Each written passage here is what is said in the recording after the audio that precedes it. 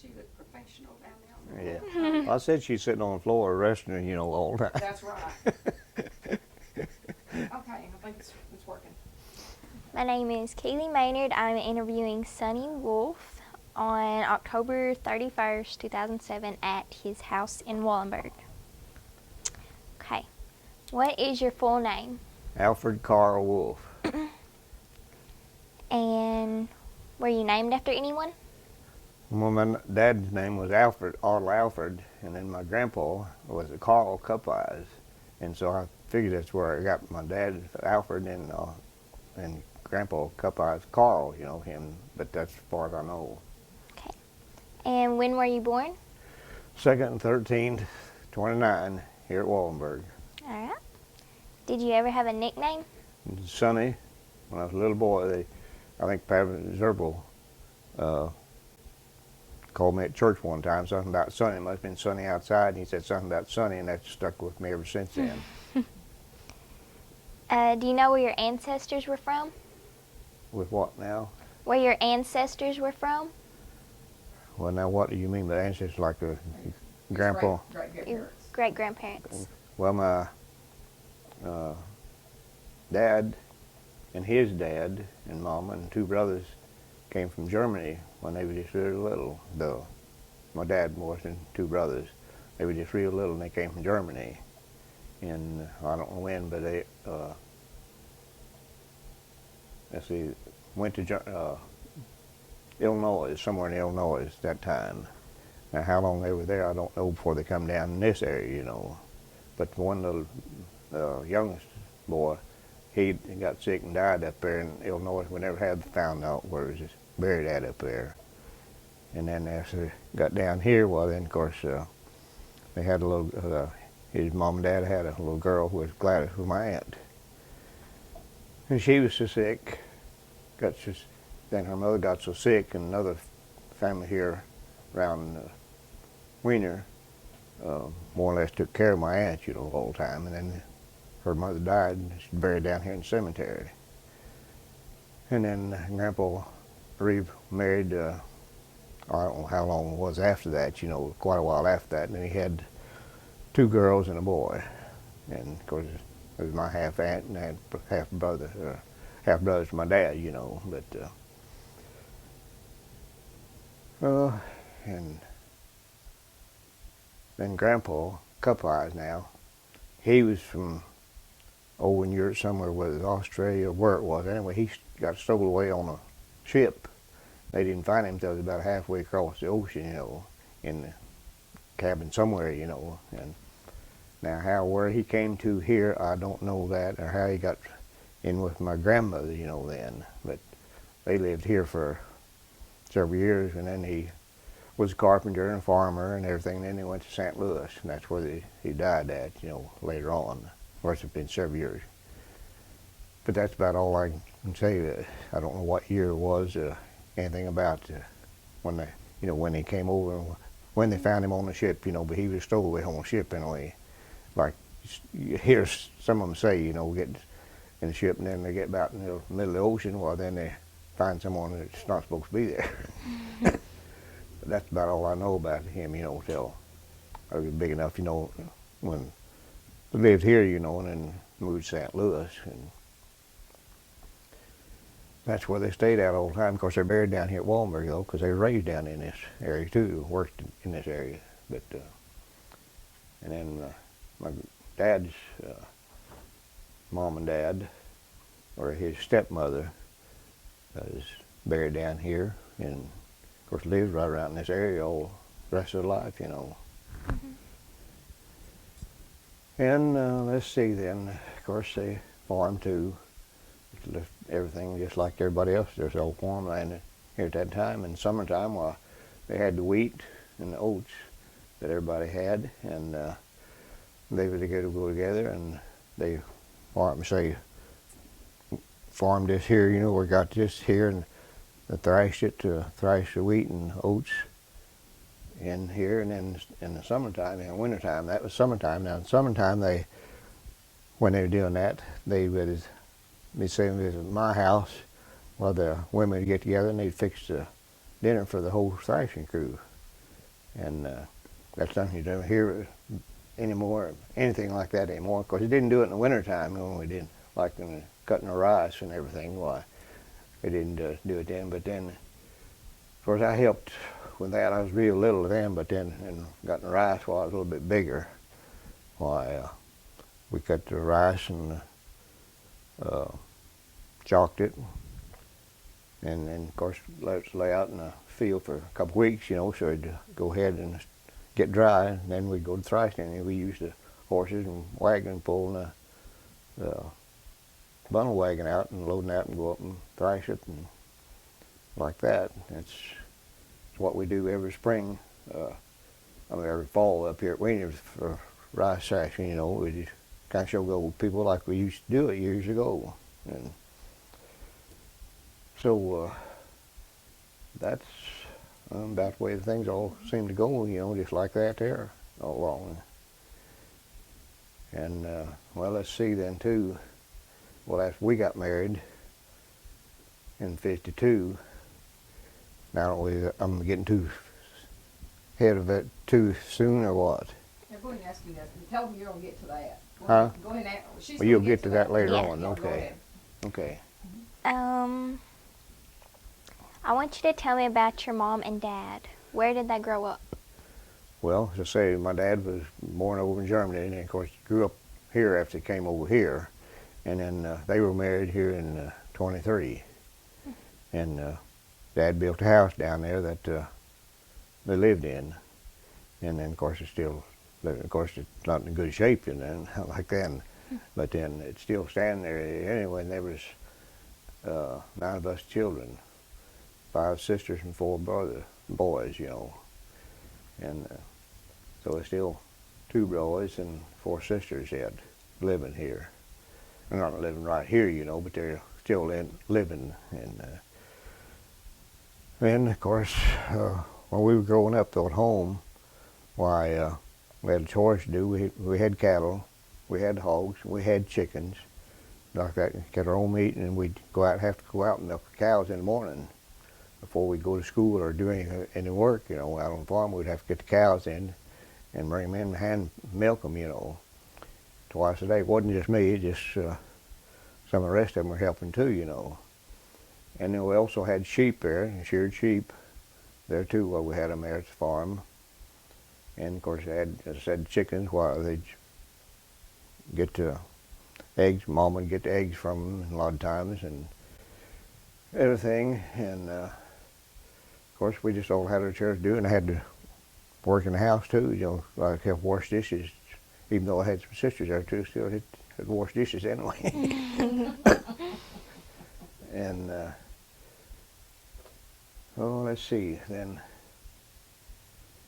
Go ahead and ask him the other questions about his mom. What's something you'd like me to know about your mom? Well, she was a good mother. Of course, she could cook good. She could make a pumpkin pie that no one else could make. That nothing like Mama made. Everybody, oh, I can make that, but they couldn't. Wasn't never like Mama's though, And of course, Dad, he was a little bit stricter, on the farm there. Why he was stricter. You tore it down, and it's like one time I got the tractor and disc over in a fence there and pulled part of it down. He said, you tore it down, you put it back up. I did too. So things like that, he was stricter than what Mom was, but I guess it's supposed to be with that many kids around it. What are some important things you learned from your parents? Well, try to do everything right, and that they taught me and everything, and of course, I got in trouble all the time anyway, it seemed like us kids are always fussing about something, but we got along anyway. But I got one thing that happened to me that I'd take Mama somewhere the night before, and I got back home and turned in the place there, and I shut the key off and just coasting up to the house. And the next morning I was supposed to come up here and get my uncle to go to work down there. The truck wouldn't start. So, of course, that made Papa mad. Well, you done something to it. I said, no, I did not. I said, I shut the switch off and got up here. But I know that I'd shut the switch off when I pulled in the lot, I was coasting up there, and I got up there, and I turned the key back on. I know that's what happened. And then the battery's dead, and the truck wouldn't start. Well, anyway, I got things started, and I come up here to get my uncle, and I was going too fast down the gravel road, and I turned the truck over. Uh-oh. That didn't help very, very good either. But it didn't bend it up very much either. Of course, then you wasn't driving that fast anyway. But I just got just solution that gravel and just flipped over on the side. And of course, we were going to church that night too. That was on a Wednesday when we had church tonight. Why, of course, we all rode in the back end of the truck most of the time. Everybody could see that. What happened there? You can tell a story about his mom, he and his mom. Could you tell me a story about your mom? Well, I don't know really any stories. She just, as I say, is a good mother, and of course I'd tell her things that I wouldn't tell Pop, that like going to school. When we played softball, I played on the softball team, and we were having a ball game somewhere, and I told her about it, but I didn't tell Pop about it. Well, after he found out about it, and I got back home, I called it then too, because I didn't tell him about it. He could have been home working here in place out there going playing ball, and everything. He's been out driving the tractor, but other than that, she got along real good with him, but then, he was more strict than what she was. She'd say, I'd be fine to go ahead and do it, and I'll tell Pop, but he didn't always get told everything. Could you tell me the name of your grandparents on your mother's side? Grandparents on the mother's side. Let's see, Carl Cup-Eyes and Lena Cup-Eyes. Now, I don't know what their other names were, but Lena, of course, we call her Grandma and Grandpa, but I know his name was Carl and hers was Lena. And then Papa's side was Richard Wolf, and his mother's name was Minnie Wolf from Germany. And now,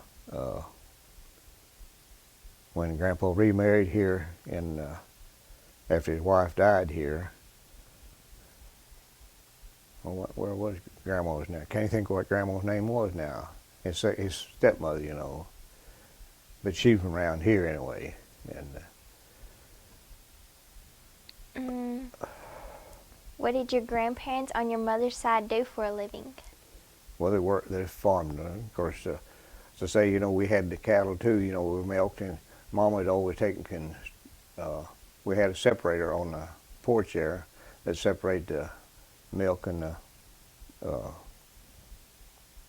cream out of the milk. We milk cows, and she'd do that. Of course, she'd take chickens and take care of them too. Get the eggs and laying the hens, setting the hens, and everything like that too. But of course, us kids were there too to help with that. But well, that's about all I know. She was just good, and of course she could cook just like any mothers do, for their families, and then everybody say, well, I can do it, she can do it, I can do that too. But Alma can't make pies. And school teacher now, and home ec teacher too.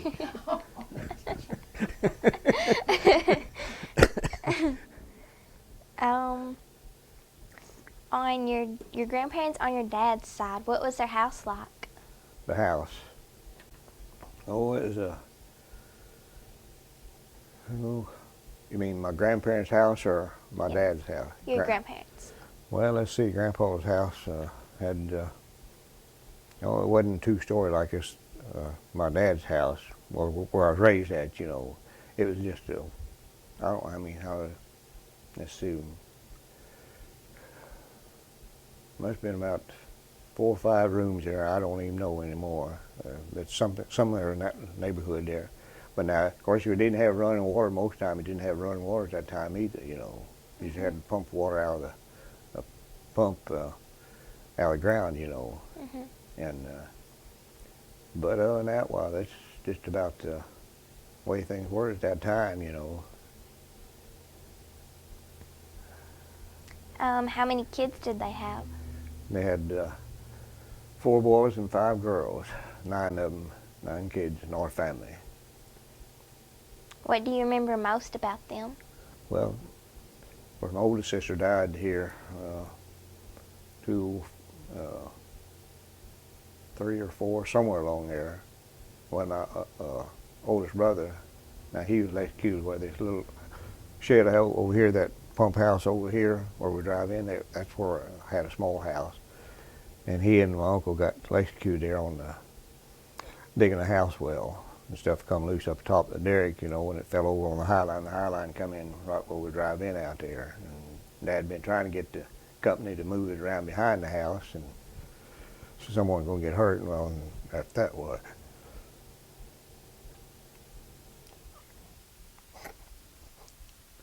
Well, then they moved this stuff back behind the house there at that time then, but it was already too late, you know, we lost a couple of lives there. But other than that, why, then I was the next oldest boy, you know, to work on everything. And of course, when Dad died, then I had the responsibility to taking care of the farm and everything. And of course, I had 2 brothers too, and then of course a couple of my sisters helped a little bit out in the fields there, but they didn't like do it like I did though. Then of course 2 of my sisters went. One sister went to St. Louis, and the other went up here at Jonesboro working, and then the others were smaller, so they just stayed around here. And then my youngest brother, well, he stayed with Mama. Well, Mama was still here yet, you know, and lived down there. And then when she died, then he went to Jonesboro for several years, and then he went to Memphis, and that's where he passed away. And then his last April then. And of course, my oldest sister now, because she lived at St. Louis when she died there. And then of course the rest of us are all living around here within a couple 3 hours drive, you know. And be it Robert, my other brother, that lives at the home place down there. He and Laureen Wolf, you know them, I guess. Probably know Laureen anyway. And they lived on the whole home house down there. How did you and your brothers and sisters get along while y'all were growing up? Oh, I guess we had fights just like everybody else did, you know, but we got along pretty good because if we didn't, well, we got a whipping them. Anyway. But no, I guess we got along about as good as anybody else did around at that time, you know, and everything. And what did y'all do for fun? well, let's see, I'd say we played Andy old house, you know, ball with old house, you know, catch it and then go around and try to catch it, and played Ring Around the Rosie, Posey and everything, and had little wheels, you know, that you take and push with a stick, you know, something down there, how far down the road you go without it falling over and everything, stuff like that there, you know. And well, we had bicycles while we rode bicycles, and of course I had bought my own bicycle, and I was found some money. We'd come to town one day from the west there into town, that creek there. I guess it was my brother. Anyway, there was an envelope along the side of the road there, and stopped and picked it up, and it had money in it. So we took it to the bank and said, well, if anybody missed it, why, we'll give it to them. If they don't, why, so long, why, then that's yours. And so I used a part of that then to get me a bicycle then, you know, at that time. What's the most trouble you ever got into, and what happened when your parents found out? Oh, I really don't know. That's the worst thing I got into, and they found out about it. But the only thing at that time that I got turned the truck over, I got pretty bad about that time, you know. But other than that, well, I don't know anything different than that, you know. Of course, Mom didn't say too much about it. Probably the only one done the talking most of the time. Were there cousins or friends who you played with? What? Were there cousins or friends who you played with? Yes. In fact, well, of course, I had a cousin that lives right there at the Ugnaught Crossing Road there, Ralph Hosto. It was his mom and my mom were sisters. And they had a Ralph and Doris. They lived there for years. And then Carmen Schultz, that was her mother. That when her mother got sick from Germany, we lived just down the road just a little ways, and that was my cousin. And then Betty Schultz, that was Otto Schultz's daughter. But we wasn't related to them, but that was Carmen's cousin, just right south of Ralph's house. They lived there for years, you know. And then Paul Zerbel, I guess, is the best one. Me and my friends lived here at Wallenberg, and his dad was pastor here. We was always together, day in, day out, and even go out at night together somewhere, you know. And that was one of the best friends I had, you know, I guess all my life, and still is as far as that goes.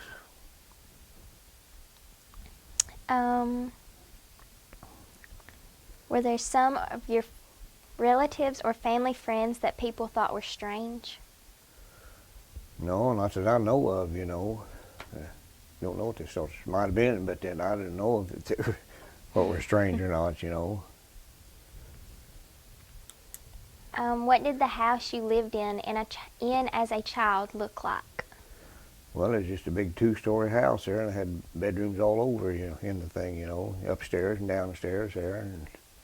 And as I say, there was 9 of us in the house there at one time, you know, there for a long time, you know, before my oldest sister got out and got to St. Louis, and another sister, she went on her own up here at Jonesboro, working up there. And then the rest of us were around home there.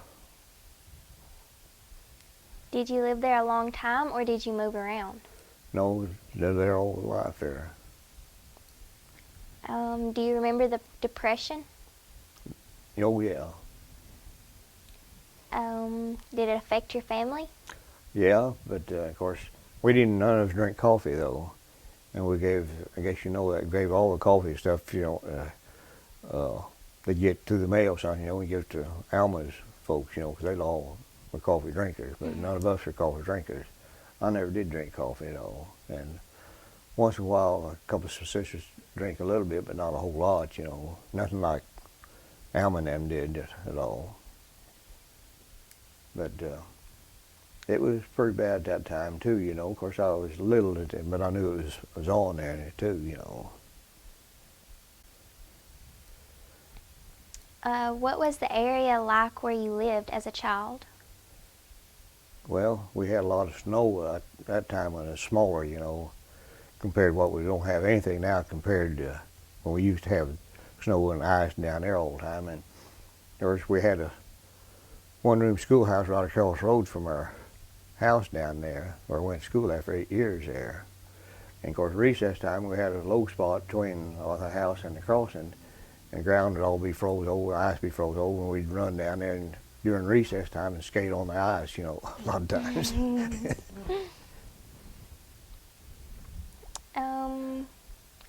Do you remember going shopping with your mother as a child? Well, yeah, but I don't know, we didn't do the shopping like a lot of them do now, you know, like everything, but it was a lot different. At that time, you didn't have these great big stores to go into like you used to have here. You used to have a small store up here at town, Thompson's grocery store. Bass William had a small store, and then he was postmaster and had store groceries in it. And the top part was kind of a motel. It wasn't a motel, but I mean it was a hotel. And the people would come and get off a train there. They had a place to stay, you know. They could stay there at the hotel, you know. It wasn't very big, but then that was good for that time. Mm-hmm. And other than that, that's about all. That I don't know anything special. Mama taking us to go shopping about or anything, you know. But may have been, but I don't remember it anyway. Do you remember what kind of things your mother usually bought? No, not really. I guess just mostly just need some clothes or something, you know. Of course, a lot of times clothes were made at that time too at home, you know. Mama had a sewing machine, you know, and make stuff too, you know, and might be they'd buy some clothes or maybe shoes or something like that there, you know. But other than that, I don't remember that much that far back. Can you remember any stories your older family members used to tell? No, not really that I know of. Could you tell me about the first funeral you remember attending? No, that's another thing. I don't remember what first funeral we went to. I know we went to funerals, but then what ones I don't know the first ones I ever went to, you know, what it was. But I know it was kind of bound to be in someone's, you know, but, well, we went to the funeral and stuff down at the church area. But now, whose was the first one I went to, I couldn't remember that at all. Were your parents strict? Yes. Well, my dad he was stricter than Mama was. But as I told you, I tore that fence down. I said, you tore it down, you fix it. And of course, I fixed it. But she wasn't that strict at all. We'd get paddling from her, but there's nothing like from Papa, you know. What were some of your household rules? Well, as I say, you know, of course, we had milk cows, and of course, we had hogs, chickens, sheep, everything. And of course, we had our own meat. We butcher our own stock, like beef, and then our hogs, we'd butcher them, and of course, we'd cure them out and smoke them out in the smokehouse. We made a little house, a little smokehouse, you know, we just smoked, you know, like sausage, you know, all the stuff like that there, you know, that no one else used to do. And told Alma, I said, I still think I could kill hogs, you know, and like we used to do it, but I'm not going to try it, you know. But do that, you know, and they say we washed in the house too, because washing dishes more than anything else, you know. And Alma said, well, it looks like all the kids, the women had there, they'd be doing a lot of the housework. I said, well, they didn't always do the stuff. You had to do your part yet too. What did your family do to have fun together?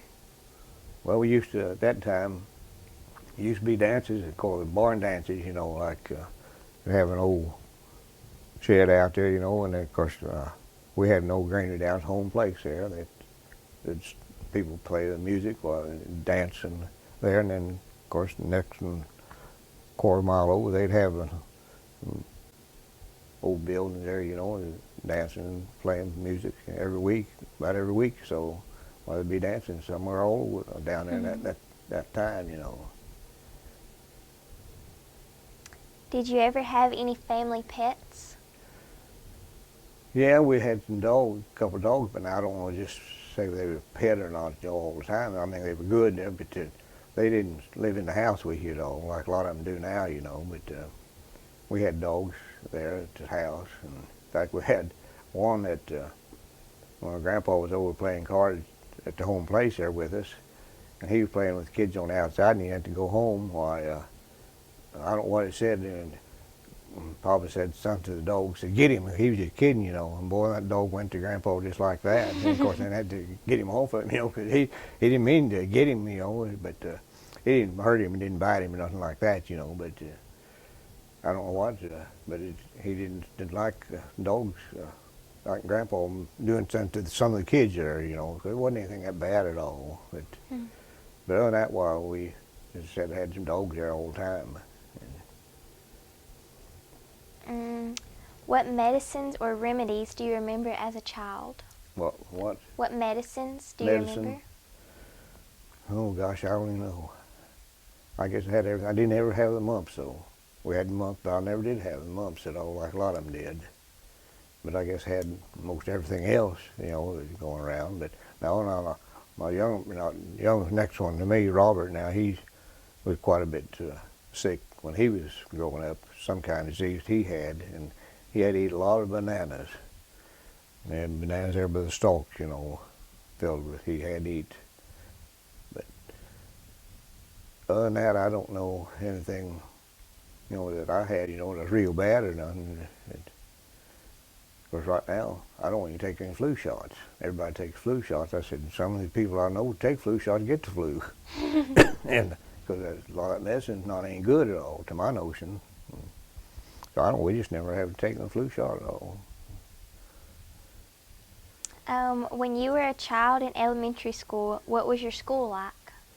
Well, it was a nice school there. It was just a small school, you know. When we had a big wood stove in there, I built fires in there when I was big enough, you know, that I could go and light the fires. I'd go and light the fires for the school, you know. Before, of course, didn't have no running water in there too, you know, at all. It was just one big room and 8 grades in there for one teacher in there. And other than that, well, we had a big time there. Can you think of a story you could tell me about something that happened at grade school? Well, let's see. One time it was on my birthday. They were having a birthday party. I don't know how many kids were there. There were several there. And, of course, the road wasn't good at that time down there. It wasn't a gravel road like they are now. It was old dirt roads. And the school, as I say, was right across the house. And some guy who was delivering some posts from my dad, there was a cedar post there loaded with that, and he got off in the ditch with that. And they had to unload all them posts off there, out there, you know. We was all out there watching that, you know, and that's about the only thing I remember at that one time there, you know, that happened. We was all together, a bunch of them, I don't know how many of us were out there, but everybody's out there watching them unload them posts and get the truck out there then. Of course, the truck didn't turn over nothing like it, just sunk down because it's just nothing but dirt. What did you do in the summers when there was no school? I was out on a tractor all the time, driving a steel wheel tractor, pulling a 8-foot disc and a 20 or 12-foot tumbling hair, trying to be so dusty you couldn't see where you're going, and no cab and nothing like that on the tractor at that time, you know, with steel wheels, and used to be out there all day long and in the dust and working. Whatever you had to be doing, you know, getting the crop ready or trying to cover the crop and something like that and everything. But it's a whole lot different now than it was then. And of course, a lot of people don't realize that either, you know. What kinds of toys do you remember playing with when you were a child? Oh gosh, I don't know. We didn't have toys like we do now, you know, but we had toys there, I guess. But then I don't know any special toy, you know, that I had to have all the time. Of course, there was a bicycle, you know, but then I was bigger than when I had the bicycle there. But we'd get together at night and ride down the road to someone's house or go somewhere, or just riding down the bicycle, you know, a bunch of us, half a dozen or more, you know, all the time. But that's about all I know about that there, you know. And Did you have a special spot or hiding place as a child? no, not really. At night, why, of course, we'd play, be a bunch of us get together, you know, that cousins, everything all around. Everybody around there close is all related somewhere, shape or form. They're related. We'd play hide and go seek, you know, and you just have to try to find a place where they wouldn't look at you, you know, catch you, you know. But that's about the only thing I know of that we did that. Could you tell me about the oldest person you can remember knowing when you were a child? Who what now? The oldest person you remember knowing? The oldest person what now, man? I didn't. You remember knowing when you were a child? No, not really. I don't.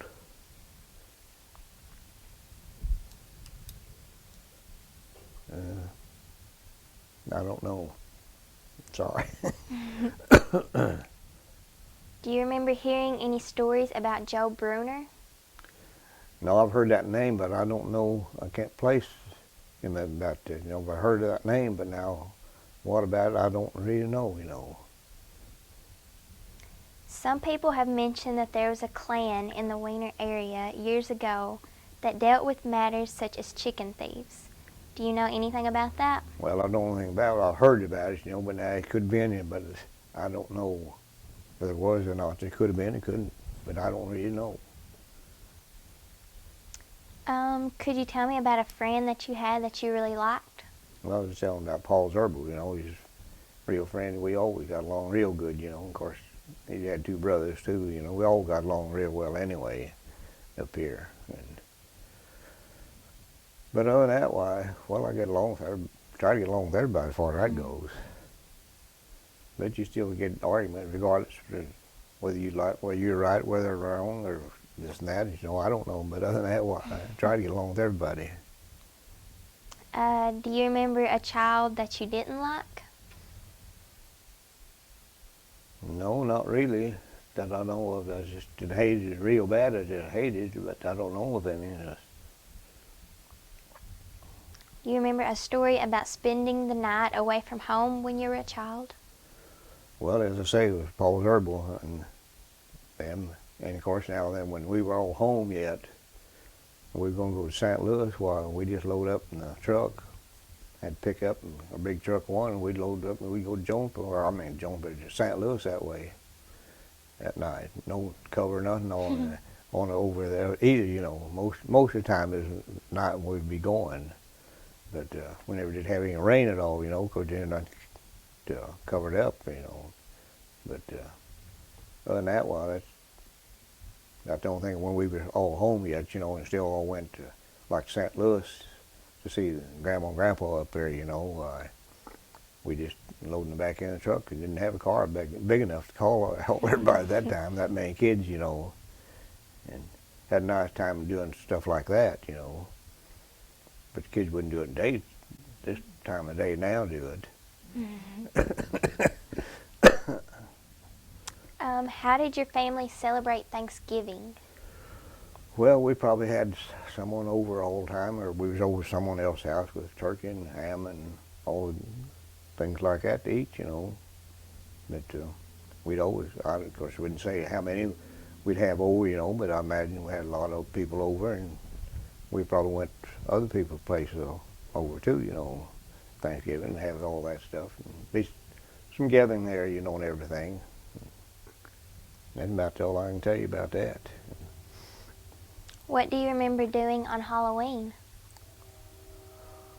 Oh gosh, I don't even know about that. Well, we even had any Halloween stuff at that time, like I do now, you know. And I know it wouldn't have it like it did now, you know, but I don't even remember anything about Halloween there. We may have had, but I don't remember it all. What was Christmas like at home when you were a child? Well, it was real nice, you know, because I'd always go out in the woods and cut a tree down, you know, a cedar tree, you know, and bring it in, light it up and everything, and always had a nice Christmas all the time. And people over too, to say, or we went somewhere else for Christmas a day. But other than that, well, I guess it ain't normal Christmas, you know, everybody had a big time all the time. Mm-hmm. Could you tell me a story about a Christmas memory you had? No, not that I know of at all. I really don't know. Could you tell me a story about a birthday you had as a child? Well, now, you know, I was telling you about that load of post, you know, that was one of my birthdays, and I remember that we had a bunch of kids over, you know, wasn't just boys, girls too, you know, over. And we was out watching them unload them posts out there, you know, because they had to get them out there so they could get that truck out of the ditch out there. But we all thought that was something big, you know, too. But it was at that time, you know. Yeah. But other than that, I don't know of any other big birthdays I had, you know. We may have, but I don't know of any.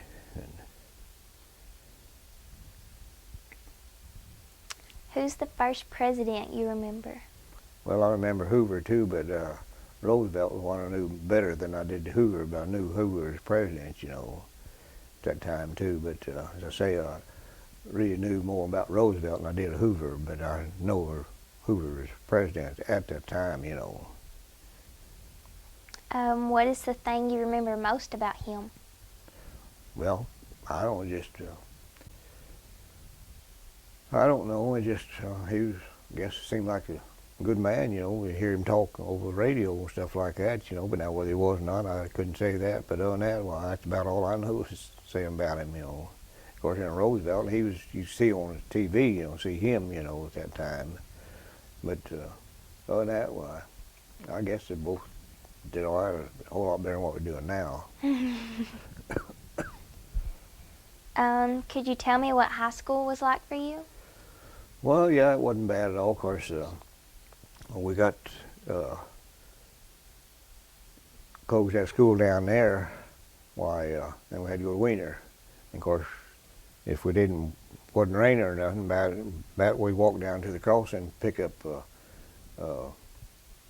guy from Wiener had Tarson had a pickup, and he built a cabin or wood stuff over and kind of made a little school bus, out of it, stop and pick us up. Unless if he couldn't suddenly do it, why someone couldn't come, well, then they'd take us to school, because we just got back and forth that way. Could you tell me about a teacher that you really liked? Well, when I was in grade school down there where we had 8 grades at, it was Ruby Langley. She's one of the best women teachers that I really liked, But I guess there's some others maybe as good as she was at that time too, but she was really a good teacher. Could you tell me about a teacher you didn't like? Yeah, one that failed me one year down there. That was Miss Dupuy. I didn't like her after that. But I didn't get my grades up good enough to pass. Anyway, she didn't pass me, and I didn't like it at all. Now I want to ask you about your social life when you were a teenager. What were some of the most fun or wildest things you and your friends did? Well, the wildest things I've ever did. Yeah. As a teenager. As a teenager. Oh gosh, I don't know. We always went on a bicycle. And of course, a lot of times in the summertime, we had horses too, but we didn't have them to ride out on the road like some of them had regular horses that could ride out on the road. And ride with them some of them on the whole horses. We'd go around all these dirt roads and things around while we had to go and just have a big time of riding horses. But other than that, why, I wouldn't know anything else. Did you have a curfew? Well, no, not really, because I knew we'd always have to get up in the morning before daylight to get the cows in and milk the cows, and before we go to the field and work, we never did have any curfew at all. But if I did go out somewhere at night, why, you get in a certain time there anyway, to get up in the morning. I get up in the morning a lot of times, and so go out at 4 o'clock in the morning, going and trying to do this and do that, and not see everything as dark as it can be, But you had to do it though. Could you tell me what you remember about Grundon's? Well, I went there a few times, but I didn't get to go like a lot of them did, like on weekends. I just never did go up there. I went there a few times, but very few times there. It's up there with some of them, but I never did go swimming up there though. Like everybody else talks how they went swimming up there. I know a lot of them did, but I just never did. I never did learn to swim. In fact, I could swim a few strokes, but that would be it. I didn't know if I'd be out or I couldn't swim, get deeper where I wouldn't panic, and everything, save myself or nothing like that. But so I just never did go swimming up in there. That's all I know. But I don't say it wasn't no bad place, but a lot of people went there though. What was the movie theater like when you went as a teenager? Well, we had before we got where we could drive, we had a guy that come from Jonesboro, he and his son, and come down here to the schoolhouse when there used to be a schoolhouse down here at Wallenberg. They'd come down on Sunday night and bring films down, and we'd go to show there, walk from home up to go to show, And that happened, lots of times. And then when I was driving, we went to Harrisburg. I don't know how many of us were in the car. I was driving. And we was in the show, it went to raining. And we went to come home, and on 14 out of Harrisburg, that was all low in there, it was all full of water. And I don't know whether I'm liking this or not. But I got turned around. I'll go this other way around and come in Wiener. Well, I got around that way, and there's water there too, but I didn't think it was quite as bad. But I was glad after we got in the gravel road where you could see the road, you know, and know everything was all right, we were going to make it. But that was kind of scary, a little bit scary at that time, you know. But other than that, why, you know, the only time we've been scared, you know, like getting out on the road, you know, with so much water, and you didn't know whether you were going to make it or not, you know. But I don't know who always with me. I guess probably my brothers and sisters, some of us, you know, were there. But there was several of us in the car anyway, and I know I was driving. But other than that, why? Alma said, well, she didn't remember that one up here at Wallenberg. I said, well, yeah, a man and his dad brought the film down from Jonesboro and showed it every Sunday night. And I don't even know what it cost. Probably wasn't very much at all. But that was nice too, you know, something like that there. You have a little something to go to, you know. And of course, to say you didn't drive, you walked in somewhere, you know, place of having been taken, and someone have to come back and get you, you know. Other than that one, that's about all I can tell you about this. Do you remember the Majestic or the Victory Theater? The what? The Majestic or the Victory Theater? Yeah. Yeah, we went to Wiener now, and the Victory Theater up there, you know, for sometimes too, you know. But it was nice up there too, you know, because that way I could drive at that time, you know, too. But it was fine up there too, because I had a lot of good friends up there around Wiener too. Do you remember anything about the Legion hut? Well, yeah, I knew they had a Legion hut. Of course, I never did ever belong to anything like that at all in my life, anything. But I remember it being a Legion hut up there, you know, and things in it. But I said I never did go anywhere to any meetings up there, and I know about it up there.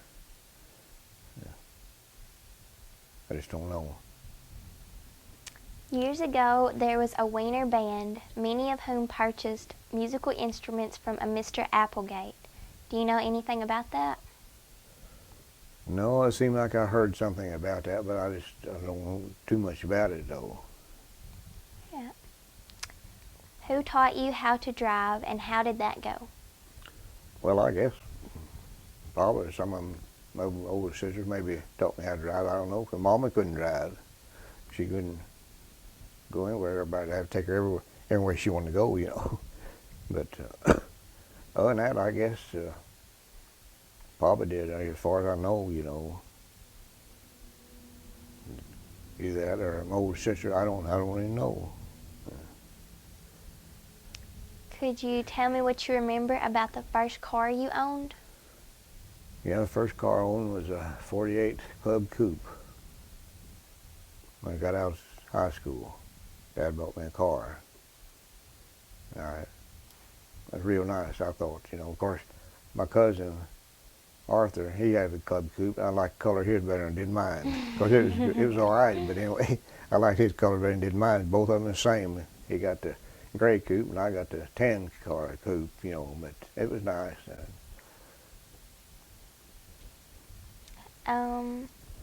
Tell me about someone you admired or looked up to when you were young. When I was young, I don't know. I guess Reverend Zerbo and his wife, Crystal, you know, were, I call them my second parents, because I was always there, and Paul was always down at my place, you know. So I said, I guess I looked up to them all the time, you know, about anything. What is your most vivid memory about World War II? Well, I remember World War II, but I didn't have to go or nothing, and I wasn't old enough at that time to go anyway. But I remember World War II, you know, at that time, but I didn't have to go, and of course I wasn't old enough really to go then. In fact, just as it got over with, I was old enough to be drafted, and Dad told me, now, if you want to go, well, you go. I said, if I don't have to, I'm not going. Well, you don't have to then, so but you make up your mind, you know, what you want to stay here on the farm or what, you know. And of course, then he got sick, After he got sick and everything died, well, then that left me to try to take care of everything else, you know. I was still learning when I quit farming about how to do things.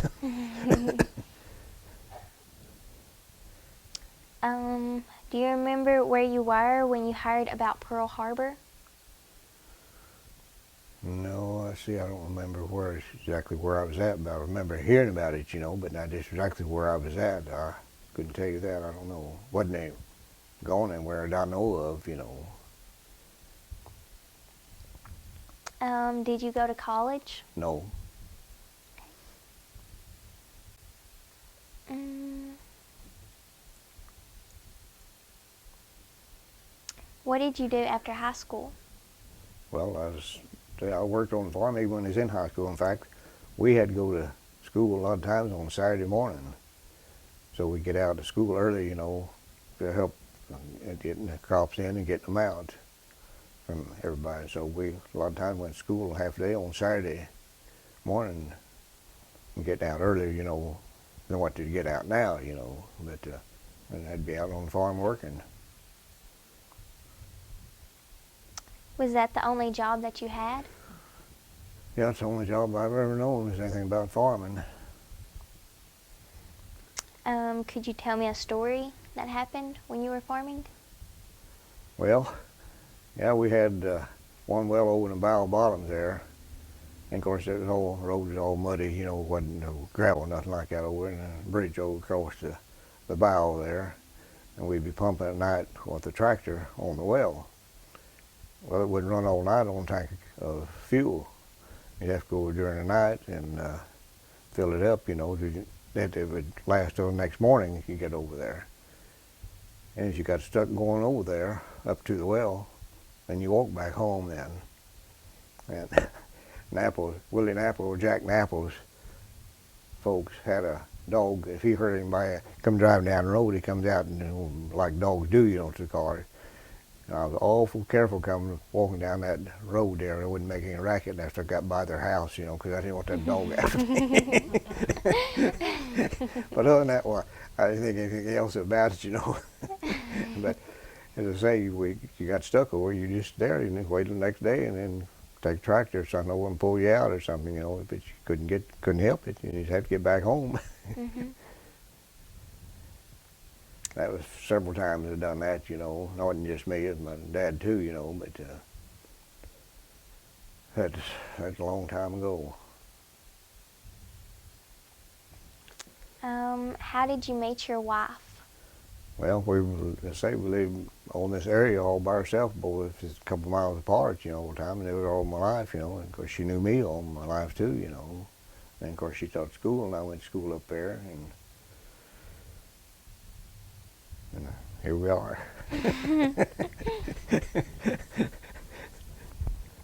Is there a family recipe that throughout the years you always found on the table at family celebrations?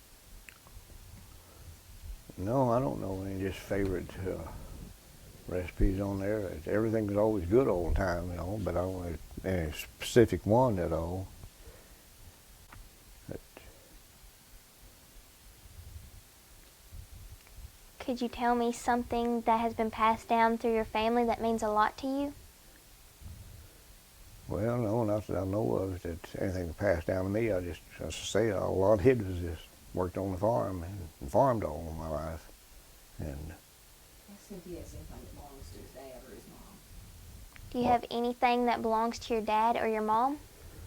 well, I got some of the stuff that we had out in the barn, you know, that belonged to down there when we used to make hay, you know, and put it in the barn there. That we would put it in the barn at that time, you know. You'd bring it in on a wagon, loose hay, you know, and then you'd have a fork that went down in the fork. Then you had a pulley and a rope all the way through the barn, and then something on the back side pulling it up inside the barn, you know, and then you'd spread it around inside the barn. And then that's where I got that little finger like that, and I grabbed a hold of the pulley round behind when my older brother was pulling the tractor to pull the load up, you know, out of the side inside there, you know. And of course, I got my hand in there, and then of course he got caught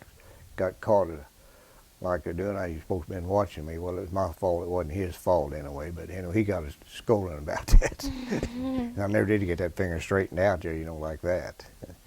That's about the only thing I remember, that getting hurt there, on the farm, and it really wasn't my fault. I mean, it wasn't his fault, it was my fault, that before he died, And but since then, well, of course, I haven't got anything special that I know of. When we tore that old barn down there, well, I just took the rails and the pulleys and stuff and that forklift and got them out here in shop there now. I don't know what to do with them,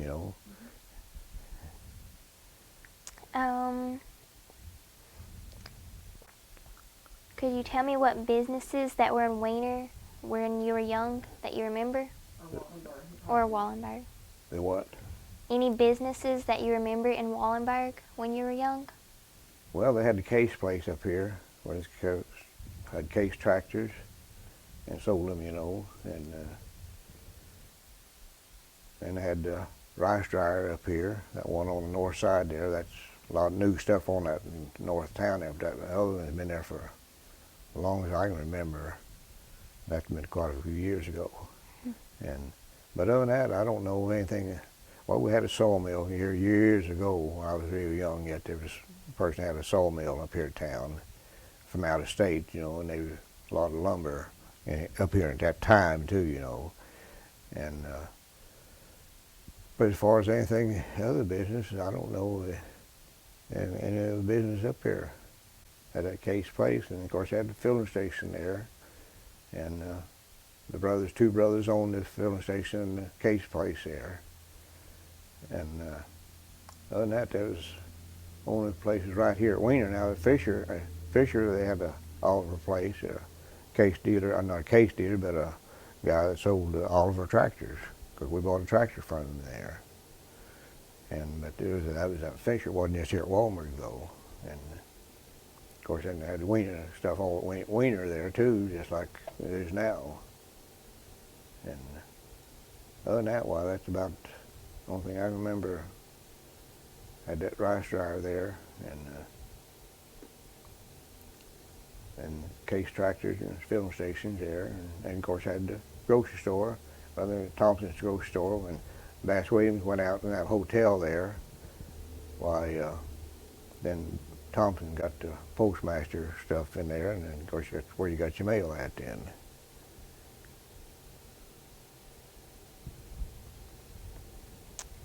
Do you have any stories about the people who owned those businesses?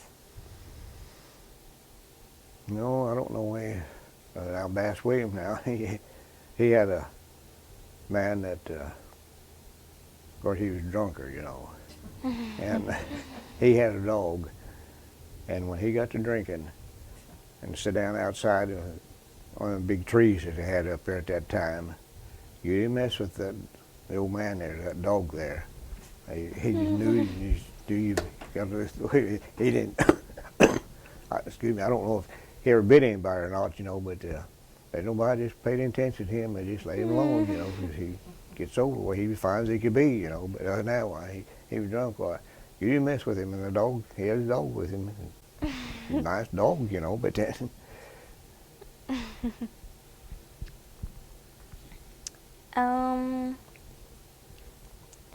Can you tell me what you remember about the fear of nuclear war and fallout shelters? And what? Nuclear war and fallout shelters? Well, no, I don't know. I don't know if I can tell anything about that or not. Because we never did go anywhere, and stuff, saying they're going to do this and do that, son. We just always stayed at home in a place, things like that. But now I don't remember anything like that happens. Can you tell me about the first television you remember seeing? The what? First television you remember seeing? Oh, no, I don't know where that, but the first one we had when we lived in this little house over here after we got married. But I guess we'd probably seen one before at a store sometime. But first one we owned was Zenith. It was over here in that little house we lived in for a long time there before we built all this here. But now, where I'd seen one somewhere, probably seen it somewhere at the store, but now where I couldn't tell you that, I don't know. Ask him how big the screen was. How big was the screen? 14 inch, I believe it was, 14 or 15 inch, I think, something like that. It wasn't very big, nothing like now. Of the inventions or discoveries that have been made in your lifetime, which is your favorite and why? The what now? Of the discoveries or inventions that have been made, what is your favorite one and why? Well, I don't know that I had any. Explain it a little bit different. Has there been like a certain invention or something made that you really liked? No, not anything that I read and I know of. I just, of course, built stuff out there in the shop. I got out there, working with in the shop, with your tools and everything. You need a bench, some. In fact, I had benches. Excuse me. All that, this dull dirt out there. That used to be my old shop out there. And we even had rice in there part of the time on the concrete floor in there. Store rice there, and then to sell it the next spring. But after we got that done, we just had made a shop out of it, and I had electricity out there, and then had welder and acetylene and everything, stuff like that. Built benches out in there, stuff to put stuff on and everything, and that's just the way it is at a new shop out there. After I got that, I built all them benches out there, so have room enough to set everything around, and then I built made a metal one then to roll around out there too if I need to. Well, that's about all. I, of course, didn't invent anything to get, say, and have my name put on it, and then make millions of it like a lot of people do, just like that overnight, But other than that, that's about all I know of, this thing. Is there an invention or discovery that you use today that you don't like? No, not that I know of. I don't know, Danny.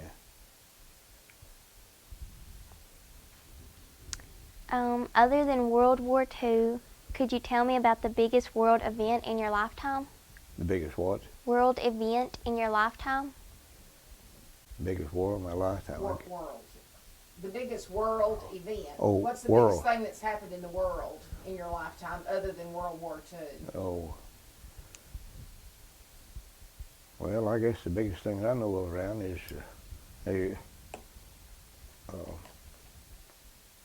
airplanes flew into the New York, up in there and tore up everything, like that.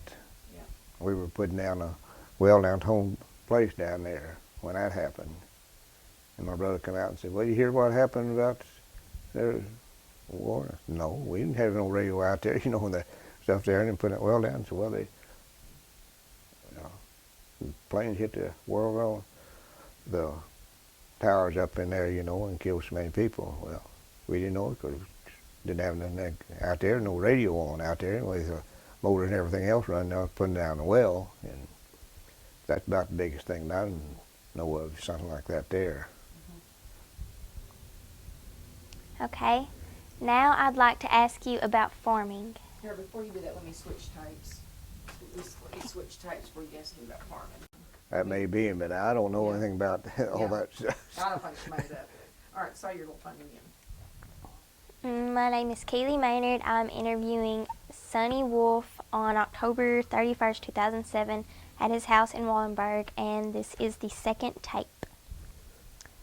In your life, what is the greatest change in farming?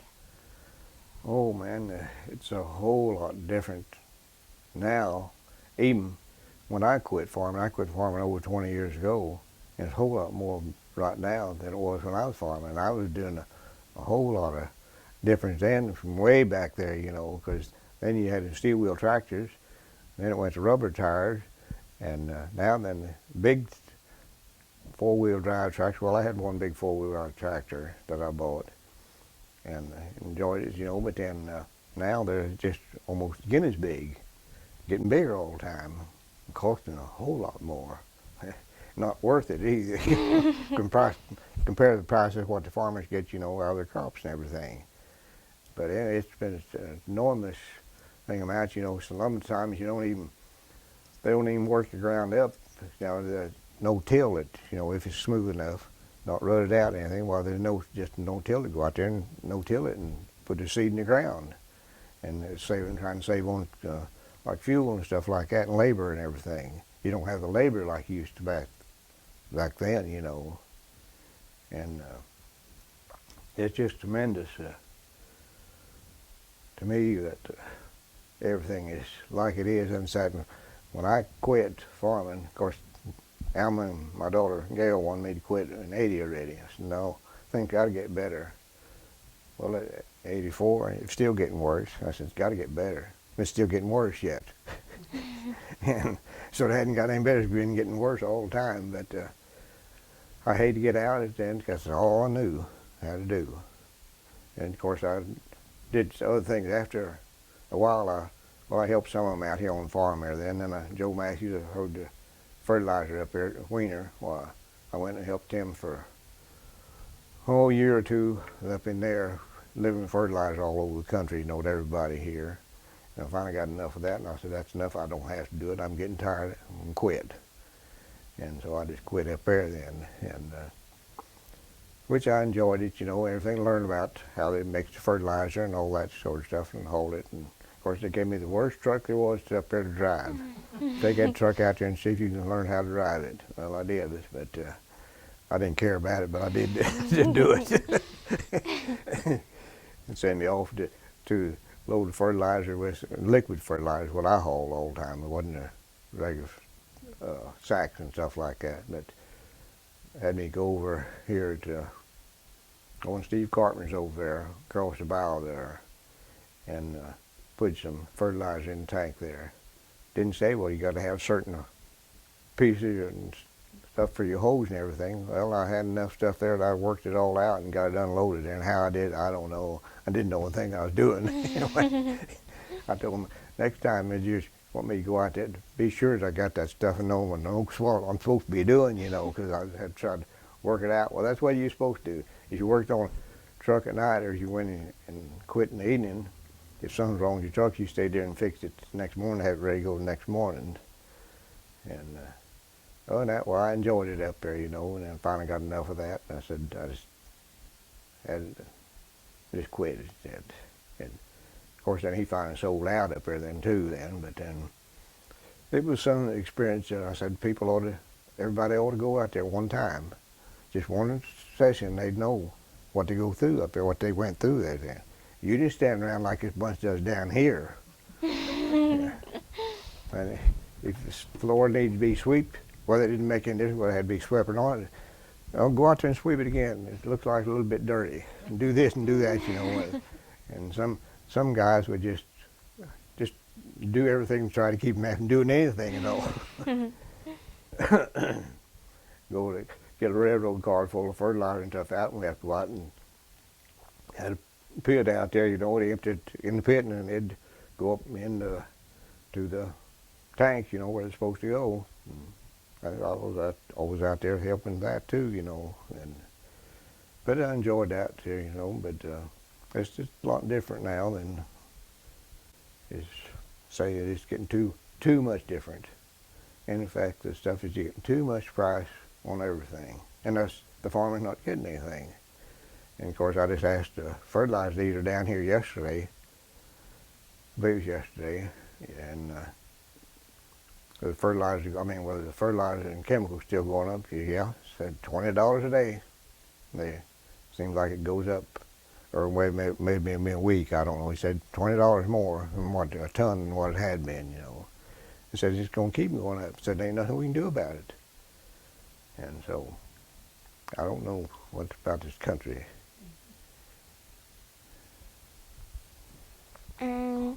Could you tell me what the greatest change is in planting a crop?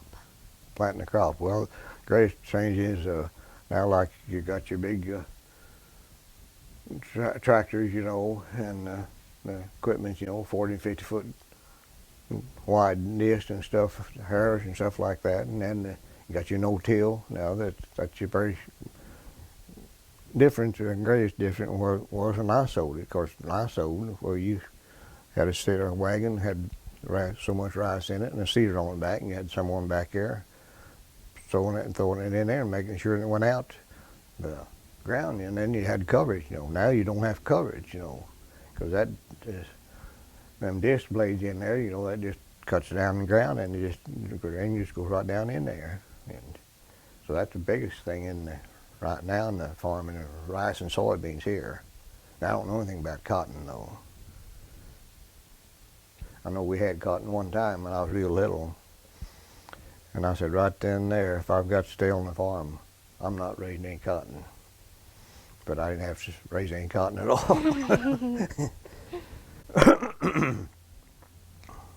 Could you tell me what the greatest change is in harvesting? Well, the harvesting about the same thing. Back then, say we had to cut the rice with the binder, and put it in shocks, and then you go out and shock it up, and it stays out there for a couple weeks, and things are good and dry. Then you load stuff up and take it to the thrash machine, and then the thrash machine gets the grain off the straw and puts it in a sack or in a loose. And we had it in sacks, and we had it loose, mostly loose as I had all the time. It was before my time. Well, it wasn't before my time. I knew we had to use sacks, but I wasn't big enough to handle the sacks, the rice at all. But then we'd lose it, put the loose stuff in the truck, we'd auger it right out of the thrash machine into the truck, and then you take and throw it, as Paul's Urban we'd take and back in this shed over here, and we'd shovel stuff out where we'd get out the back as much as we could. Now we had to throw it over sideboards in. Of course, it wasn't big as trucks as they are now, and everything. Now everything's trailer trucks running out. But we didn't get back to the thrash machine. Why, Pop wasn't know where I was at, what we were doing. We wasn't working, getting that stuff off. So heck, we weren't. We were going all the time trying to get that stuff over, get the truck back to them. But that's one of the biggest things, too, now is getting the rice off the straw. Now then you don't even have to. Well, you don't even look like it's even been cut when you use a stripper header on that combine now, and that's something else.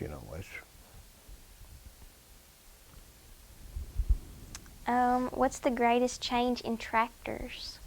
Well, the greatest change is they're a lot bigger and everything than what they used to be. Let's say, I bought a four-wheel drive tractor, big one. It's international, had big tires on it. Excuse me. It just had the four big tires. Didn't have the 8 big tires like a lot of them have, And I bought it in Newport. And that's back when we got, I was 77, 78 long there. Someone made a slip up in the agriculture stuff and got $7, $8 for a bushel of rice, and I needed a new tractor and everything. I went over that and paid a little over $100,000 for a tractor and some of the equipment and paid for it now in cash. When I shouldn't, I should just put it on time like I always bought it all, but I didn't then if I had the money when I paid for it, and that's mine then. And of course I kept that till then. When I got out and I had the sale then, I sold it. Tractor and stuff, all the stuff in then. Except I got one little tractor I used tractor and bush hog on in the front end loader, because we used to have cattle down to home place there, and keep the barn cleaned out and everything spread out, stuff there, and I just got that one tractor and the bush hog. And that's the only piece of equipment I got yet. Well, I got a big truck out there too that I need to haul some junk something off somewhere. Well, I got that to do. I don't have to go borrow one. You go borrow something and something tears up, then you got to fix it. Everybody said, "Oh, we'll let you have this, or maybe we'll." I said, "Yeah, and it tears up, and then I'll fix it then too." So, but other than that, well, that's about to say that it's just getting too big of stuff, for everybody, and it's just, well, you got to be a millionaire, even try to get started, and I wouldn't invite anybody to go out and start in, which, as I say, I hated when I had quit, but of course they water rice a lot different than what I did. They drive around the field now I walk around the fields or through the fields, you know, all the time, or see how things are going. But now they got to drive around. And of course, you got to go deeper with your wells. When the well goes out, you have to put down a new well. You got to go deeper with that, and that costs you like everything, just like anything else. It just gets outrageous. How did you control weeds before many of the chemicals were available? Well, you didn't control them very much at all. Now, a lot of them, and we controlled some. Of course, we pulled a lot of it too. It was indigo and coffee bean out in the field, and of course, they got where that was claiming killing this on that side, but wasn't killing anything over here. And they took a 2,4,5-T off of that. That was for indigo, and of course, coffee bean will 2,4-D will kill that. Before they had those chemicals, though, what did you do? Well, we didn't have any chemicals then to mount anything then at all. You didn't do much at all except, you know, pull weeds, you know, something before they even had that. While we pulled stuff out. We pulled one after Dad bought this place here. Down the east here, there was a big pot of coffee bean and stuff out in there. And I don't know how many of us were out there pulling it. You pull all day long, it didn't look like he'd pulled anything at all. They were that thick. And so you didn't have stuff at that time, you know, to really kill it then, you know. But now then they got some of that stuff that, well, you can still get 2,4-D yet, I think, anyway. But, you know, 2,4,5-T, you can't kill anything, you can't get anything with that. Everybody just over across the ridge is all killing, everything killing our grass or our cotton over there and all this and that. But so, well, it's airplane pilots weren't doing that. They put stuff out and then they claim they don't wash it out here, but they say they do. But they said they don't leak. I said they leak. I said I can be outside here in the yard, and Dad got an airplane come out with the liquid somewhere, maybe put the stuff out, and you can feel stuff coming from that plane yet hitting you, you know, down. And I said, you can't tell me that they don't leak out. I don't care who they are, how good they think they're getting it. You just don't get it all out, you know, and don't keep it from killing stuff and other stuff. So in fact, some of our shrubbery around here has got stuff in here just to be a spot, maybe right on the top of it. And it's just on account of the plane that flies out. And they know where this house is. I said, you don't need to go over this house, especially this Johnson bunch up here. Well, then the Grubbs bunch over here at Harrisburg. Going down to the strip down there, they'll come down here and come over the house. Just as soon as they get over the house, and they go down that way. Why don't you just go and call that way? The place coming over the house here. But you can't tell them that, though. You can tell them it doesn't do any good. How were rice wells put in when you started farming? Oh, let's see. Of course, they had a rig, you know, to do it, but wasn't near like what the rigs have now, you know, to drill them. And oh, I don't know either. I've watched him, you know, when old Frank Casper Wiener at down home place down there had, and the man that worked with him, and they had a rig, but I don't know, it was nothing compared to what they are right now, you know, that big, as big as they are now, you know, and everything, putting them down. They had to drill them all right, but didn't have the water to, like, put them down now. You got to have so much water going back down in that hole, you know, to help get loosen the stuff up to keep going down deeper all the time. Now that wasn't that, I don't think it's that bad. It was that bad back earlier, you know, because you didn't have to go that deep for water. Now you got to go, maybe 200 feet or so more for water. And that's getting expensive too. But other than that, that's about all. I remember, you know, that there, you know, when you had the old one down at home place there put down there. What was the price of farmland when you began farming? Oh, I'd say 400 acres, maybe 400 acres, something like that. How much was an acre of ground back when you first started farming? Well, I'd say $300 or $400 an acre. That's what I meant, you know. Okay, yeah. And then one of my sisters wanted to sell her part out when, after Mama died. She wanted to sell her part out, and I went to the banker and told him about it. And he said, well, I told him what I'd give her, He said, it's not that high now. I said, no, it's not. But I said, it's in the family yet. I keep it in the family. Other than that, if I get someone else come out and get 100 acres, well, where are you going to take your 100 acres at? And then they can't farm their own 100 acres. And he said, well, I can see your point there. So they let me have the money, to buy it. And of course, I thought the rest of them wanted to sell out, and then we were in bad shape a lot of times, trying to, 2 or 3 of them wanted to sell at the same time, That didn't well very far, and you wouldn't get nothing for your crop.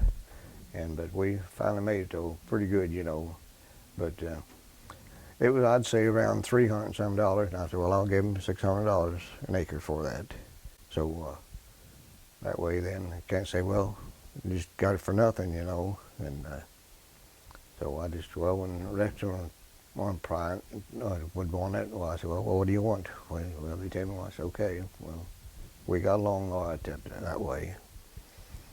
Of course, right now it's sky high, and in fact, one guy bought ground this year, and they said, well, he told my renter wanted him to farm it. He said, well, you bought it, it's your ground. No, said, I got enough ground, I ain't got time to do it anyway. What, if you ain't got time to do it, what do you want to buy the land for? Just to get rid of some money? I wouldn't. I'd put that money in something where it makes some interest, on a place to get more ground to have it, And of course, a lot of them think they got to have 1 million acres in the town all over the country, trying to make things meet, and we got to borrow more money, got to have more machinery, got to have more labor, and wells and everything to do it with now than what you did have, But other than that, that's about all I can tell you. Of course, I can tell you a couple of things you'll probably, Patricia probably doesn't know anything about me. That is back in the 1950s, early 50s, and the late 50s, that I got hit with a freight train down to crossing, to Yukon crossing there. And then later on, I got hit with a crop dusting airplane, fertilizer out in the rice field, in the field out here, east of the house out here. And I just didn't move out of the way when the airplane was coming, and I had my back to him, and why, I don't know. Never had done that before. And because I lived to tell it, and I don't know if anybody else ever done anything like that. You got hit by an airplane? Yeah. Oh my gosh. With that the duster, like they do. And Oh wow. and of course, when I got hit with a freight train, that was down there, and there was snow on the ground. And I was aggravated anyway, because my brother was supposed to see me about water the cattle down that morning, and he didn't do it. He said, there's something up at church that I got to go up and do. I said, the pastor can do that up here. No, I'm going up there. So I had to go down and water the cows and break the ice, for them. And I got up on the crossing there where that train was. And I goosed it, and of course, I was going uphill, my wheel spun. If hadn't been snow on the ground, I'd got across, because I just got the back end of the truck. Like everything didn't get me right in the side or nothing like that. And that was one incident. And of course, then that plane hit me. Well, I don't know how.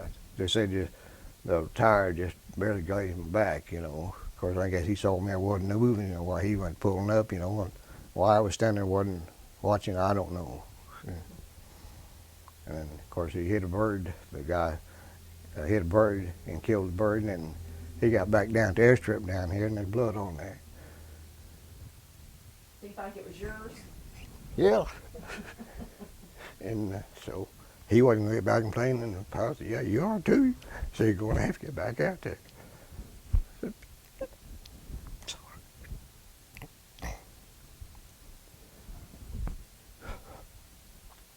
But other than that, well, I wasn't bruised up. I just got some ribs,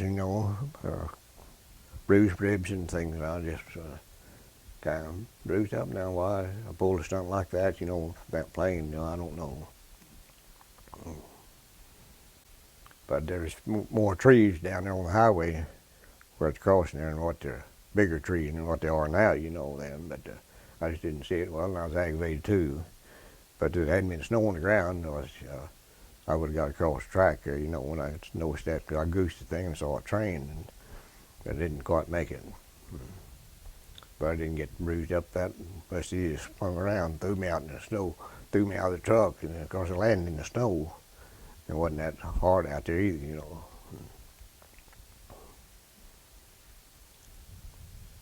But I told Alma last night, I said, I bet you 95% of the people don't know I've done anything like that. Lived to tell it. Sonny, you have to watch out that they call you one of Steve Carpenter's kids. Well, when that all happened, they said, well, you don't want to get in a speedboat and get out in the boat. But I did too. I even bought a boat now, a speedboat. I'm not getting in it with you. Huh? I'm not going to get in it with you. Well, I haven't got any more anyway, but no, when Velma bought that trailer up at Heber there, and she wanted to get a trailer in there, so she said, well, I said, I'll buy the boat for the kids to play in, you know, and skiing. Of course, I never skied in my life. I learned to ski then and couldn't swim a bit. But I just loved to ski. And finally got what we wouldn't use. It just gave us Gale and them, and then they got tired of it. They just gave it to some place out there in Oklahoma that gives the kids, you know, something to do, you know, where they could have something to go with out there, you know, as long as it worked, you know. So we don't have that anymore. But I thought I'd bring that in, you know. That was about farming. Some of it was about farming at that time, you know. And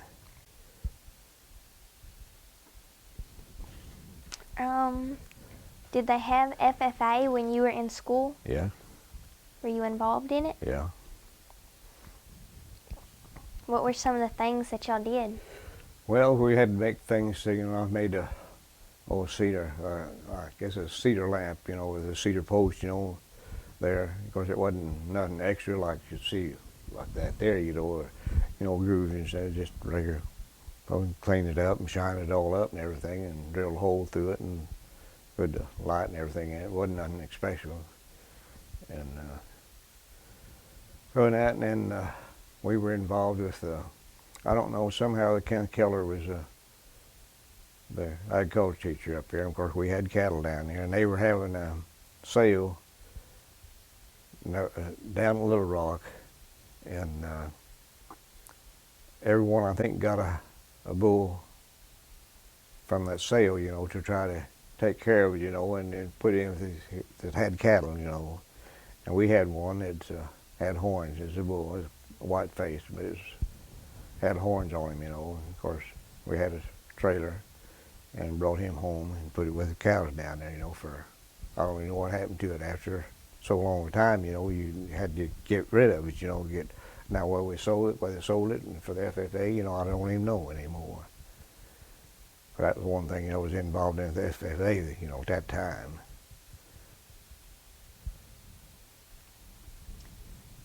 What advice would you give someone wanting to be a farmer? Well, I said before, I wouldn't recommend anybody just going. He couldn't go out, you know, and buy machinery and make anything of it the way things are now, unless his dad or grandpa had it all already, and he just taken over. Well, then that would be the only way he could be out there making it, and he'd have to be awful careful about the way they do at the cement morning and keep getting some more ground, more ground.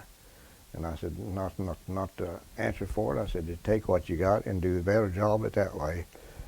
And even though you're not getting anything, but you can do a better job at that way than anything else, you know. But of course, they don't listen to what I say because I don't know anything anyway, you know. But that's why I would recommend not to anybody ever get in, because I say I hate to get out of it, but I didn't take bankruptcy like a lot of them around have taken, you know, and everything.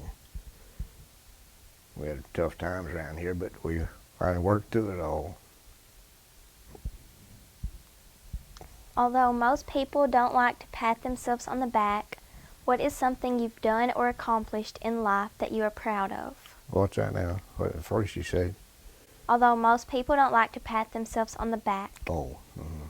What is something that you've done or accomplished in life that you are proud of? Well, I don't know anything. I'm just proud of what we've got here, you know. We're making it all right with things there, of course. 10 more crops made real good. Of course, they haven't made as good as they have made, and we've got better prices for them right now. And just like soybeans now. I got a check today for $8 a bushel. Didn't even get near that last year at all. And if we first started out, it said $6.75, and then we started to see about, so I don't know, up to go off about something. I said, oh, it's $8 now. I said, $8, where'd it come? Well, they decided $8, so I said, well, that's good then.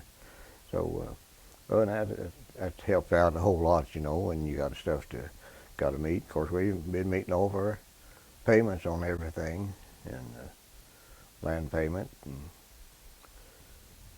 and so other than that, why, that's about it, you know, because it's good. I mean, it's good now. Of course, everybody makes good bean crop. A lot of beans, I don't know, I've heard some that weren't too good, and some of them were. Well, of course, ours made a little over 50 bushel, which is real good, you know. And the rice now didn't make as good as before, as they have made 200, a little over 200 bushel. But now the last couple of years, they haven't made that. Especially this year, and the last year better than this year yet. But still done pretty good, you know, on this stuff anyway. And as I say, someone just got to think they got to keep getting more ground, you know, in order to make it. Well, to do that, you got to have more equipment and more money and everything, interest pay and everything. So other than that, why, that'd be the only way I'd say that anybody could really get in, you know that getting the farming is have their dad or grandpa has already got it there. And they don't have to start out from scratch. You couldn't start out from scratch. I don't care who they are. They say they had, but they can't. Okay, and the final question. Tell me about the biggest lesson that life has taught you. A lesson that would help a young person live a better life. Oh, let's see. I don't know. Just whatever you're doing in life or wanting to do, whether it's farming or canking or anything else, just do the best you can and go from there. Is all I can tell you, you know. Good advice. That's about all you can do is your best, isn't it? Yep. That's about all you can do. Thank you.